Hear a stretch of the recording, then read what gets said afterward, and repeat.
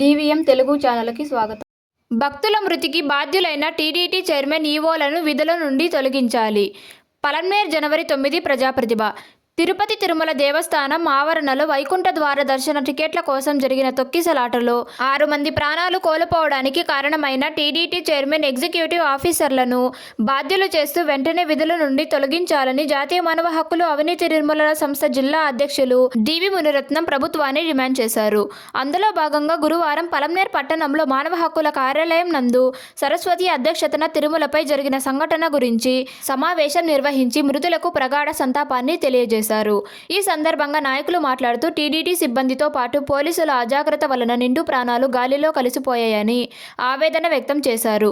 కొండపై భక్తులు రద్దీ పెరుగుతున్న నేపథ్యంలో టీటీడీ చైర్మన్, ఈవోలు ఏసీ రూముల్లో కూర్చుని ఏం చేస్తున్నారని నిలదీశారు.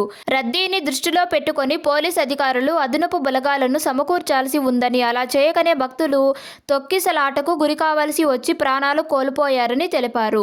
ఇప్పటి వరకు తిరుమల కొండపై స్వామివారి సన్నిధిలో ఇలాంటి సంఘటనలు జరగలేదని గుర్తు చేశారు. ఈ సంఘటనతో భక్తులు భయాందోళనకు గురి అవుతున్నారని, కొండపై ప్రజలకు రక్షణ కల్పించడంలో పూర్తిగా విఫలమైనారని ఈ సంఘటనతో తేటతెల్లమవుతుందన్నారు. గతంలో కూడా ఇలాంటి వైకుంఠ ద్వార దర్శనాలు చేపట్టినప్పుడు ఇంత పెద్ద ఎత్తున తొక్కిసలాటలు జరిగి ప్రాణాలు కోల్పోలేదని, అధికారుల వైఫల్యాలే బలమైన కారణం అనడానికి జరిగిన సంఘటన నిదర్శనం అన్నారు.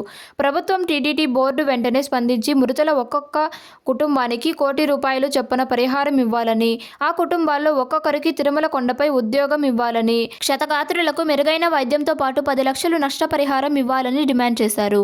ఈ కార్యక్రమంలో సాంబశివ, సుబ్రహ్మణ్యం, దేవరాజ్, గాయత్రి, శ్యామల, గంగిరెడ్డి, ఆనంద్, గంగప్ప తదితరులు పాల్గొన్నారు. తిరుమల కొండ మీద ఇంతవరకు ఎప్పుడు కూడా ఇట్లాంటి సంఘటనలు జరగలేదు. ఇప్పుడు వచ్చిన చైర్మన్ గారు వైఫల్యాలే కారణము, బాధ్యత రాహిత్యంగా వ్యవహరించడమే దీనికి కారణము. ఈవో గారు కూడా దాన్ని పసిగట్టలేకపోవడం కూడా బలమైన కారణం అని చెప్పేసి కూడా మేము భావిస్తున్నాము. రాష్ట్ర ప్రభుత్వము ఆ మృతుల కుటుంబాలకి పూర్తిగా ఆదుకోవాలి. అదేవిధంగా మృతులు ఎవరైతే ఉన్నారో వాళ్ళకి ఆ కుటుంబం కూడా ఒకరికి ఉద్యోగం ఇవ్వాలి.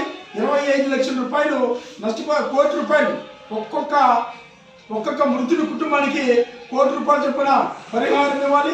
అదేవిధంగా మృతుడి కుటుంబాల్లో ఒకరికి టీటీడీ కొండపైన ఉద్యోగం ఇవ్వాలని చెప్పేసి కూడా మేము జాతీయ మానవ హక్కులు అవినీతి నిర్మూలన సంస్థ ద్వారా ప్రభుత్వాన్ని డిమాండ్ చేస్తున్నాం. మిత్రులారా.